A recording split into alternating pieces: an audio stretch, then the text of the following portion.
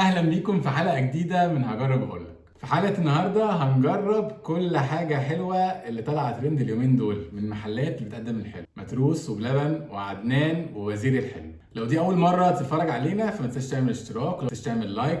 بشكركم جدا على الحلقات اللي فاتت ان انتوا عملتوا لايك وشاركتوا في الكومنتات، شكرا جدا. لو انت لسه مش عامل لي فولو على الانستجرام فايتك كتير جدا. عملنا الوقت اللي فات شويه مطاعم حلوه جدا ومش معروفه قوي، فلو انت لسه مش عامل فولو هناك فروح اعمل فولو، هسيب لك اللينك تحت في الديسكربشن. يلا بينا نبدا الحلقه.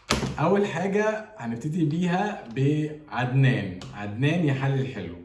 طبعا عدنان عنده حاجات كتير جدا، ام علي ورز بلبن وحاجات كده كتير قوي لما رحت شفت المنيو، بس انا اخترت منه حاجتين هنجربهم مع بعض. هم اكتر حاجتين تقريبا مشهورين عنده، هي رعشه عدنان وفتة عدنان. طيب عباره عن ايه؟ رعشه عدنان دي عباره عن رز بلبن من تحت وفوقيها 4 انواع من الصوص اللي انتوا عايزه. هي في حاجه اسمها رعشه عدنان عاديه وفي رعشه عدنان سبيشال وفي منها صغير وكبير.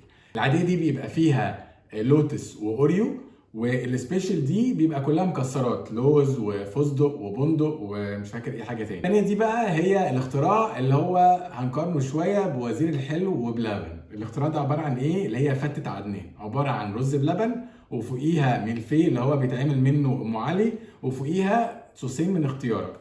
انا اخترت فستق ولوز. يلا بينا ندوق اول حاجتين معانا. ده شكل فتة عدنان، بس هي طبعا في الطريق ساحت شويه، هي بتبقى نصها فستق ونصها لوز، او يعني اي اتنين صوص انت تختاره. ده شكلها فستق وملفيه ورز بلبن.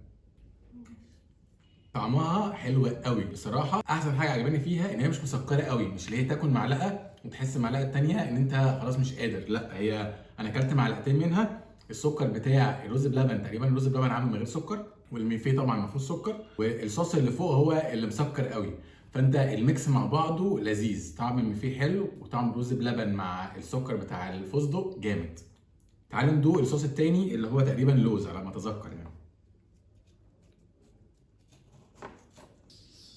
طعم الكاجو حلو جدا وفي قطع كاجو، نفس الكلام في الفستق.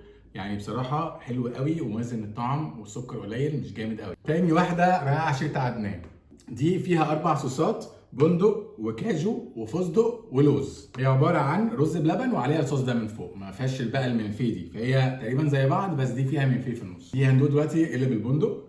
زي ما انتم شايفين كده يا جماعه فيها بندق، يعني فيها بندق صاحي. طيب بعد ما دقنا الرعشه الرز بلبن بالصوص اللي فوقيه، كل طعم منهم بصراحه طعمه حلو جدا. هو حاطط الصوص فيها مكسرات، صوص البندق فيه قطع بندق، يعني قطع بندق كامله، واللوز نفس الكلام والكاجو نفس الكلام، فهي طعمها حلو جدا. بس انا كنت فاكر ان دي هتعجبني اكتر، بس انا بصراحه اللي عجبني اكتر الفته. ليه؟ لان فيها الطعم كده الكرانشي بتاع الملفيه مع الصوص مع الرز بلبن، عجباني جدا. طيب ايه اكتر صوصين عجبوني من ال4 دول؟ بصراحه اكتر صوصين عجبوني الفستق والكاجو، الاثنين طعمهم حلو جدا والسكر بتاعهم مظبوط. تاني محل معانا هو متروس. طبعا متروس عنده حاجات كتير جدا وسندوتشات كتير جدا، بس احنا بما ان الحلقه بتاعتنا عن الحاجات الحلوه الديزرتس، فانا قررت اجيب من عنده سندوتشين كده.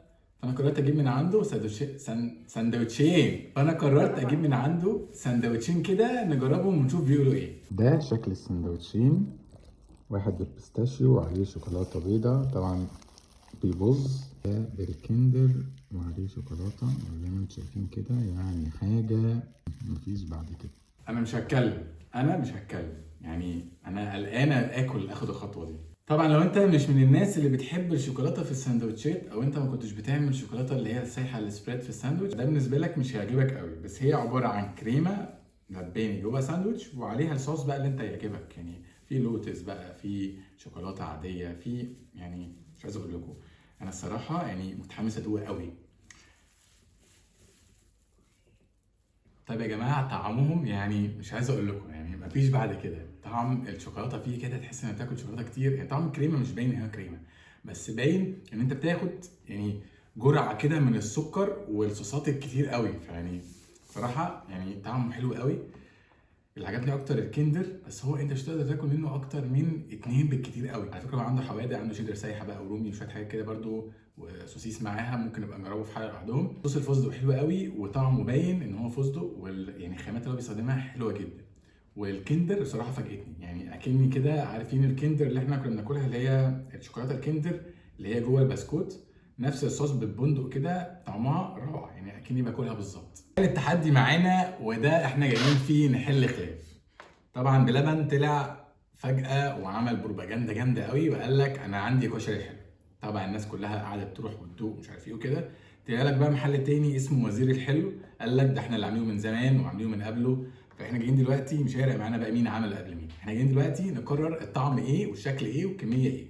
طبعا كالعاده انا نسيت احط لكم الاسعار، ففي المونتاج هتلاقي كل حاجه بتطلع لكم بس. طيب انا كنت هجيب من بلبن برضو اشطوطه واشطوزه والحاجات اللي عندي دي، بس للاسف ما لقيتش، الفرع كان خلص، ما عرفتش اروح فرع تاني لان بقيه الحاجات كانت هتسيح. فهنجرب وزير الحلو بلبن. طبعا وزير الحلو عنده حجمين، واحد ب 15 صغير كده وواحد ب 30 اللي هو معانا دلوقتي. وزير الحلو انا كنت هجيب من عنده مانجا بس قال لي لا لازم مانجا وموز، تقريبا كان كميه المانجا عنده قليله شويه، فجبت من عنده باللوتس. رحت بلبن لما لقيت الحاجه خلصانه خالص فقلت اجيب من عنده اتنين شوف الطعم بتاعهم عامل ازاي.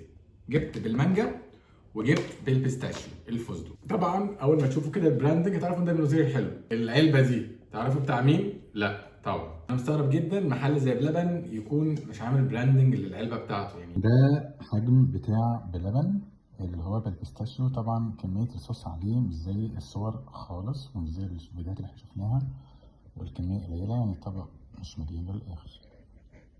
ده وزير الحلو هو باللوتس. انا بصراحه مش شايف لوتس او صوص لوتس، مش عارف هو ما حطوهوش ليه او هو مش بيتحط عليه، فهنشوف مع بعض.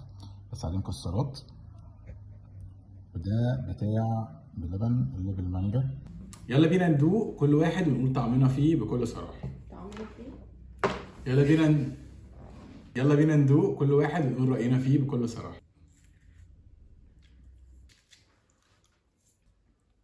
طيب بصراحه بعد ما دقنا الثلاثه، هما الثلاثه مفيش فرق بينهم، بس وزير الحلو كميه اكبر وارخص. يعني وزير الحلو ب 30 جنيه، التانيين دول تقريبا 55 او 60. هحط لكم الاسعار دي دلوقتي، فهو تقريبا نص. وزير الحلو لو في بقيه الاطعمه بيحط صوص وكده فالصراحه يبقى طعمه حلو عادي زيه. اكتر واحد طعمه عجبني فيهم بصراحه المانجا، عشان كاسر شويه السكر اللي فيها، فده اكتر اوبشن هيبقى كويس يعني. طب هل انا اكله تاني ولا لا؟ بصراحه انا مش هجيبه تاني، انا ما اجيبوش تاني، يعني حاسه لا، ممكن اجيب حاجه تاني احلى بصراحه يعني اختراع ممكن تجربه مره بس كده. وبس كده، بعد ما دقنا حاجات مسكره كتير جدا بصراحه على راي مروان سري، وكفايه حلوه قوي لحد كده.